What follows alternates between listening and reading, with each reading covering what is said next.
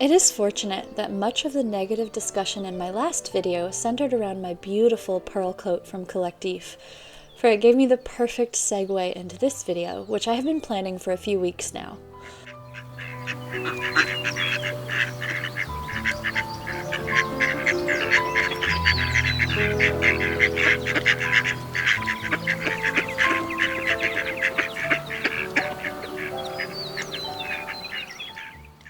If you are new here, hello and welcome. There are quite a few of you now that are new, and I am so excited to have you. My name is Kristina, and I have been creating content on the internet for nearly 15 years.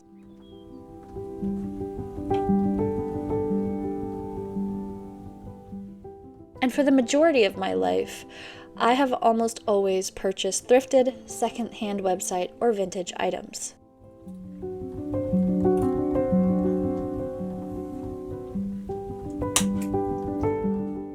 Fall has come here in Washington, and with it comes my routine of changing my wardrobe over for the season.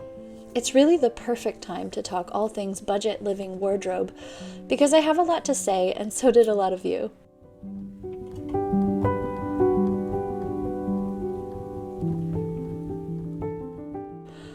So settle in, grab a cup of coffee, and let's go through my fall wardrobe, make a skirt, share some tips about putting together a capsule wardrobe for personal style, and figure out how to build a beautiful wardrobe on a low-income budget.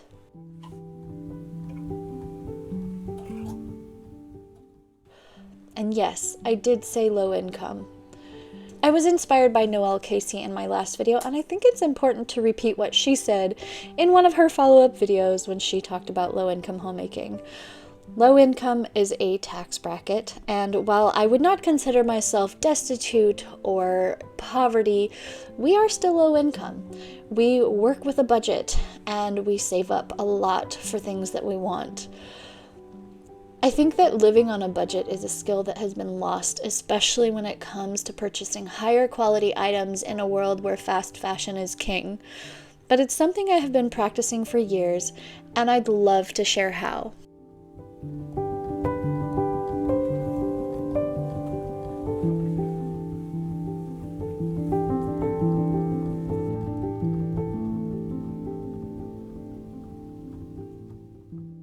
But first, I need to address the elephant in the room, which is that as a content creator, I often get clothing for free from brands that I have built a relationship with over the years.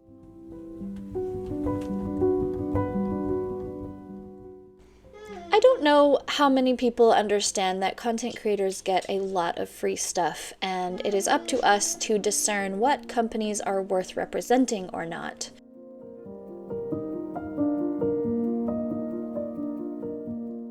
I personally will only accept free garments from companies whose work ethic and quality I really truly believe in, but that's also where a lot of my high quality items came from. Brands like Son de Fleur or Miss Candy Floss or the Pretty Dress Company are all brands with whom I have worked for many years and gotten many pieces of free clothing from in exchange for my skills as a content creator, especially over on Instagram, where I focus mainly on fashion and styling as a plus-size vintage lover.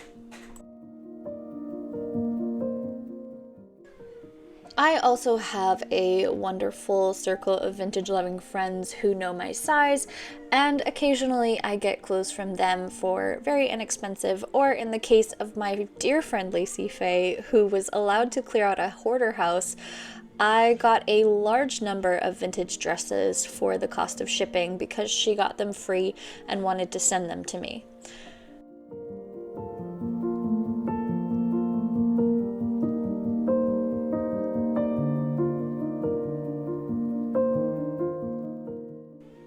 Now, I don't share any of this to brag about the status of being a content creator and getting free stuff. I really think it's important as a viewer to understand the context of how a lot of content creators get things, and that for the average person, there are just some things that are not going to work out the same. It is a perk of our job, and I'm very, very thankful for it. And I don't ever want anyone to feel like they're failing just because I have things that they don't have.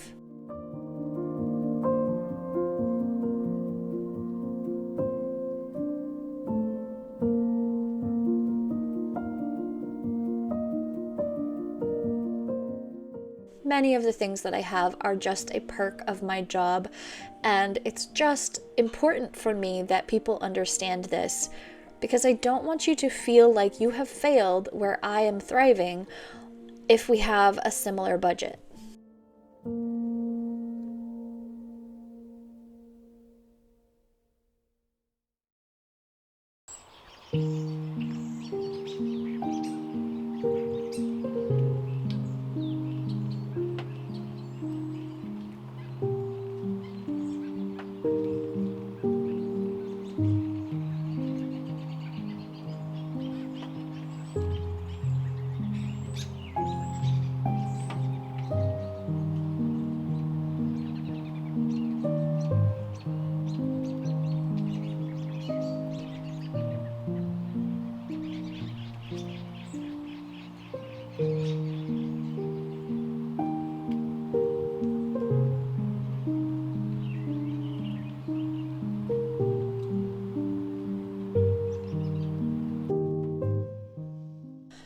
Now, of course, I haven't always had the privilege of getting to work with the companies I love for free clothing, and I do still purchase the majority of my wardrobe myself.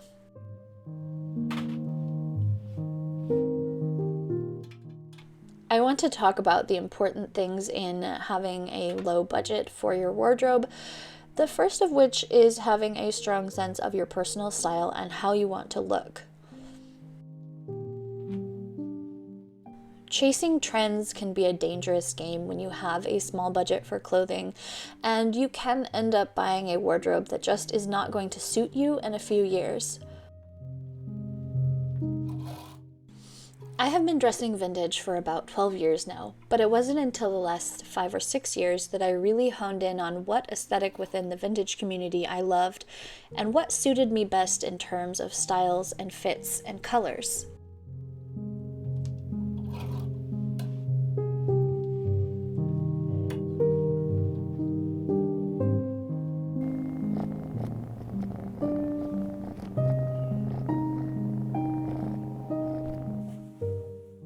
With that in mind, I wanted to share a vintage capsule wardrobe to give you all a sense of how much it might cost to put together about a month's worth of outfits if we account for the days when you just don't feel like getting dressed. It costs a lot less than people realize to dress vintage because a lot of the styles that you would pick for a vintage look can be thrifted.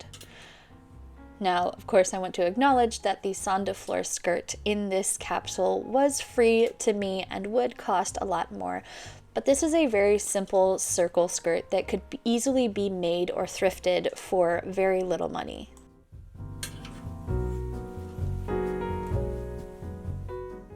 As you can see, some of the pieces in this capsule were on the higher side, towards $50, and a lot of them were thrifted.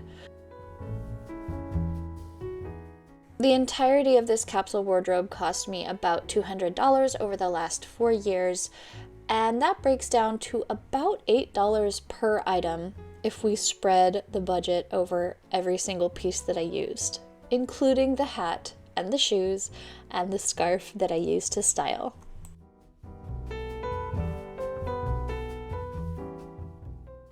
Now, I have to remind you all that I have been collecting and wearing and thrifting and buying secondhand for 12 years and 6 years in my current size, so I've had a lot of time to build up a wardrobe that works well together.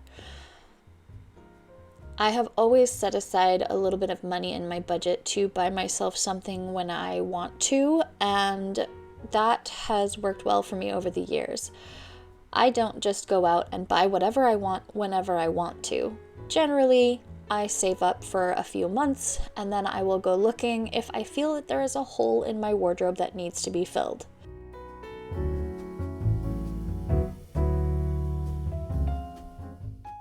I do value having day dresses that I can just throw on and go about my day, But I also really enjoy having separates that I can mix and match with a lot of things. I hope seeing this little capsule of 9 items and a pair of shoes will help you get some ideas for how to dress vintage on a budget, especially knowing that the majority of these tops were thrifted.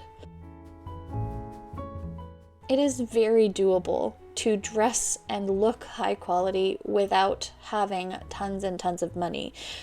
It just takes so much time and so much patience and really being familiar with your sense of style. Get familiar with the colors and the cuts that work well on you, and invest in a few high quality items that will mix well with your thrifted items in order to make a wardrobe that just works.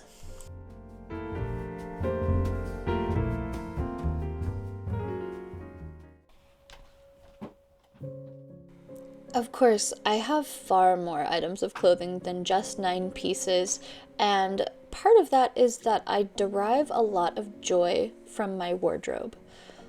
I have always set aside money for myself to buy a new piece of clothing here and there throughout the years, and I'm getting pickier and a lot more conscious of my budget as I get older.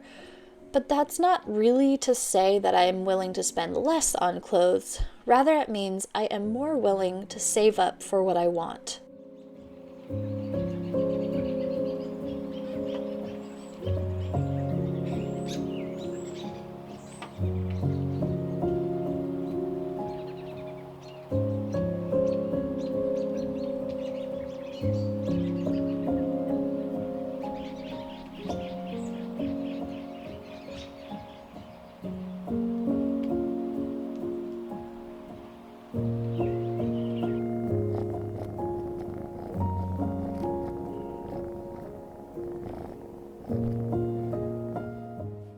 The beautiful pearl collective coat that I wore in my last video got a lot of discourse as people argued that I couldn't possibly be low income and own a coat that's over $300 when you buy it brand new.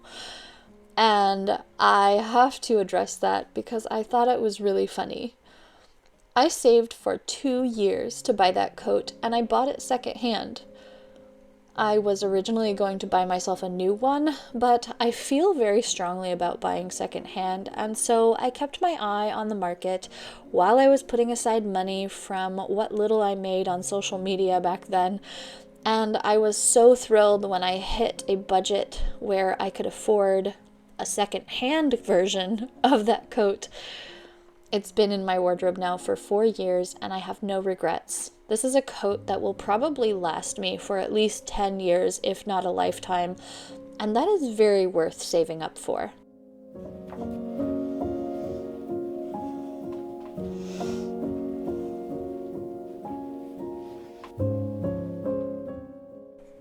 Of course, another way to boost your wardrobe when you are on a low budget is to make your own clothes from secondhand fabrics.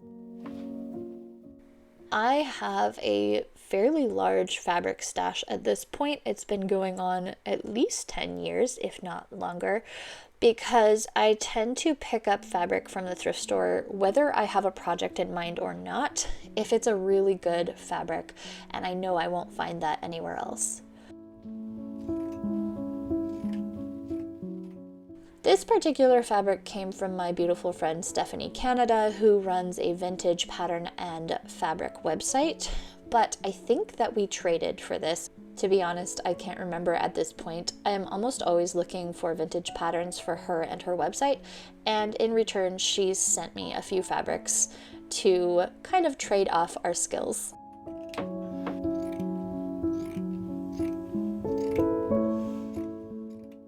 I have been the same size for the last 6 years, but before that I used to have a collection of really beautiful plaid skirts from the 50s to the 70s, and I have always been really sad that I had to sell those after I changed sizes.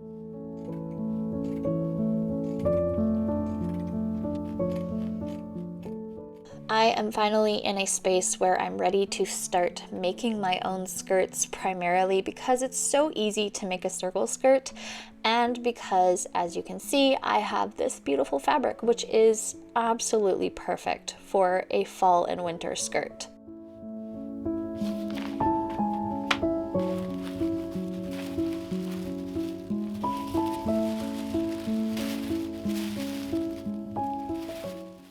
Even if you are just a beginner sewist, making a circle skirt is very easy.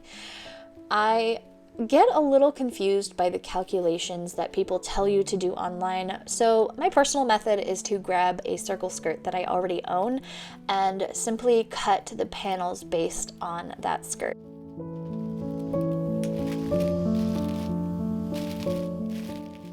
The only thing I used a pattern piece for was the pocket because I wanted it to be a fairly large pocket, and I'm still never quite sure how to cut out a pocket on my own.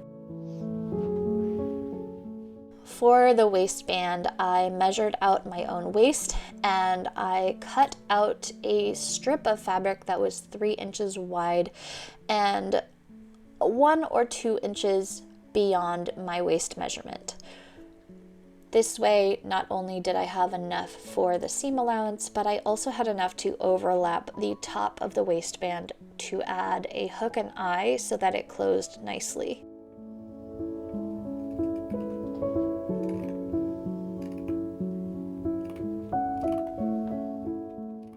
This fabric is polyester, and that is something you will have to be mindful of if you can tell or someone knows what your fabric content is. Generally, I prefer natural fibers, and I wish that this was wool, but I did use pinking shears to cut out all of the pieces so that the edges would not fray. And with my waistband and my 3 skirt panels and the pockets, it was time to sew.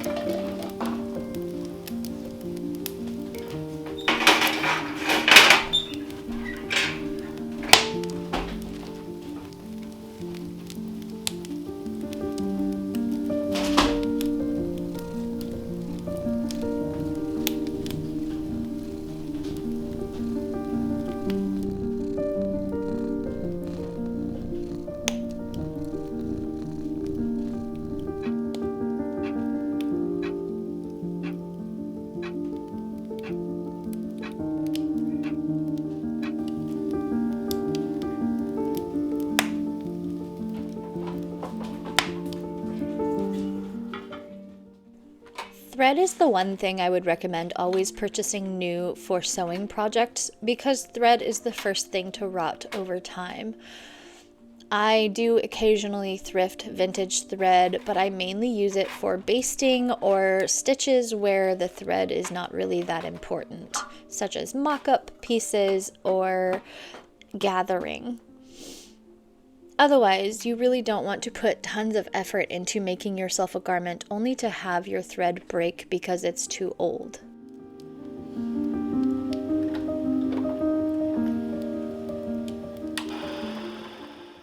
If you need a really good sewing resource for learning all about the basics, I highly recommend the channel Evelyn Wood.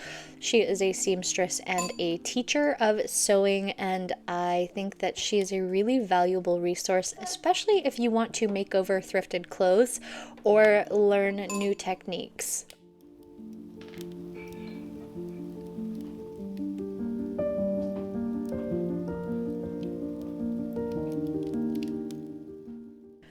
I will not be explaining very much of what I'm doing verbally because I am not a very accomplished teacher and I don't particularly find it interesting to talk about or listen to people teach how to sew. So I definitely would recommend going to Evelyn's channel to learn more if you need to.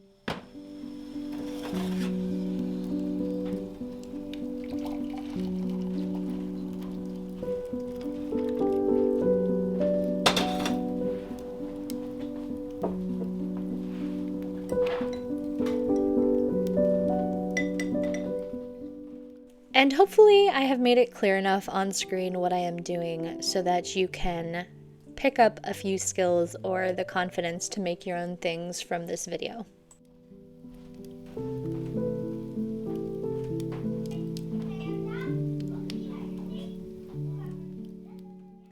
So aside from having a strong sense of personal style and being willing to save for a long time to purchase the really integral, high quality pieces that will mix with the rest of your wardrobe, I do have other ways in which I have been able to buy vintage specifically over the years.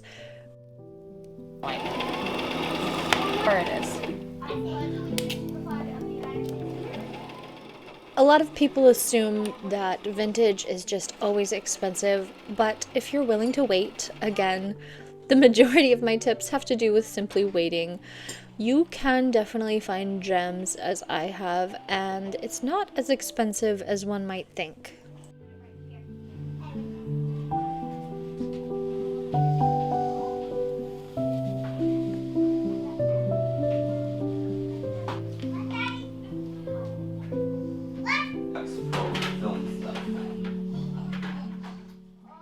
eBay has long been one of my favorite places to search for vintage because you can filter it so specifically. When I am looking online, I have a very strict budget in mind and generally prefer not to spend more than $50 on any kind of vintage items. I have spent over that in the past, but it was for very, very special items, and it pays to become familiar with what is worth spending the money on and what is a fairly common vintage garment.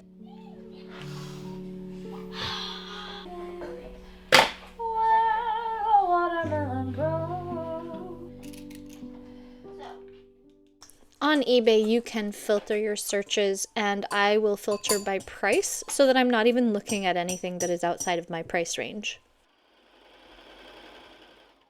It's also really important to be familiar with the different rarities of vintage clothing.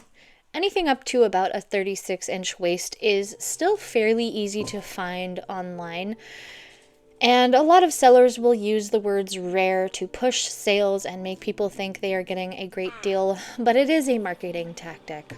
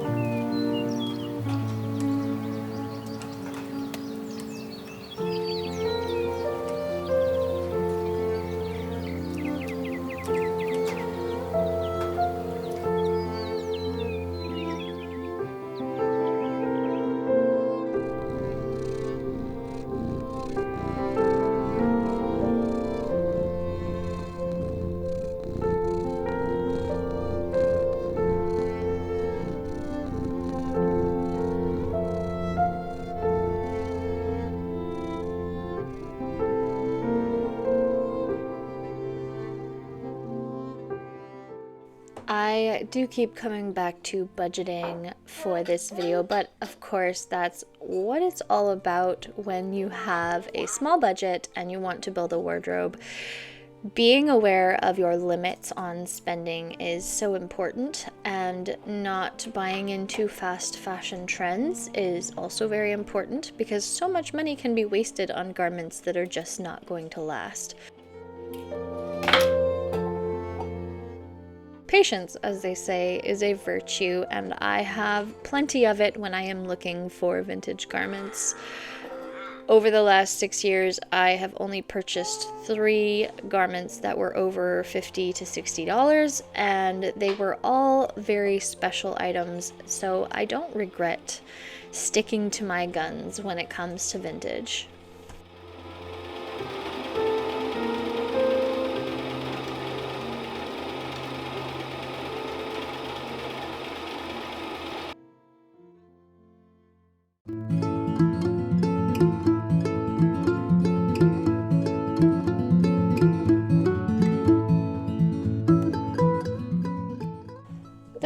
budget also applies to the time that I might spend making a garment, and I don't really make garments unless I know that I will be able to wear them for a long time to come.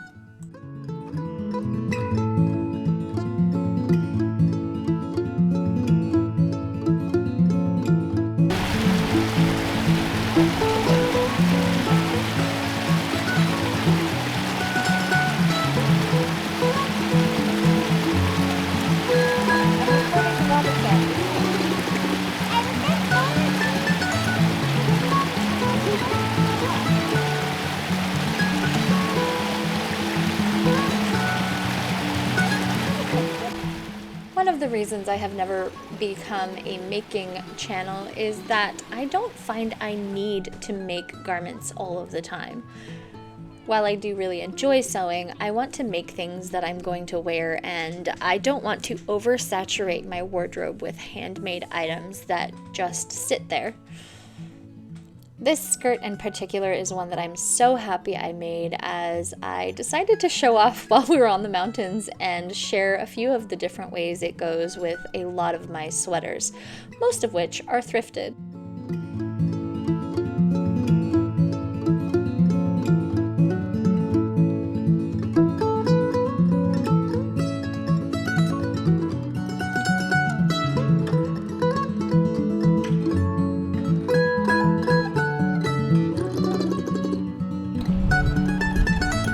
I don't know if this is gonna work, but we're gonna try it.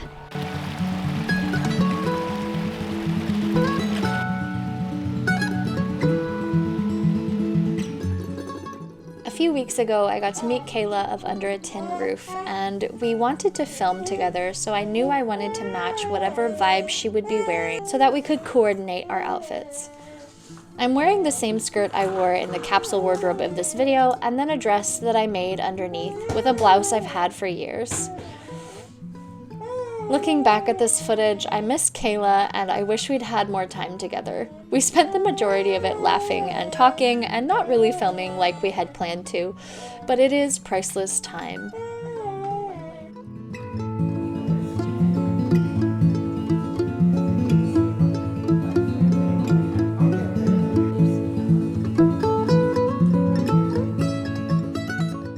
She has a much more cottagecore style than I do, and it was fun to see how I could change my wardrobe to fit hers while still staying within my personal style.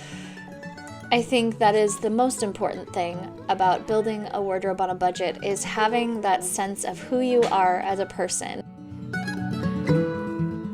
And I'm very happy to say I think I have built a wardrobe that suits my life and myself as a person, no matter my budget.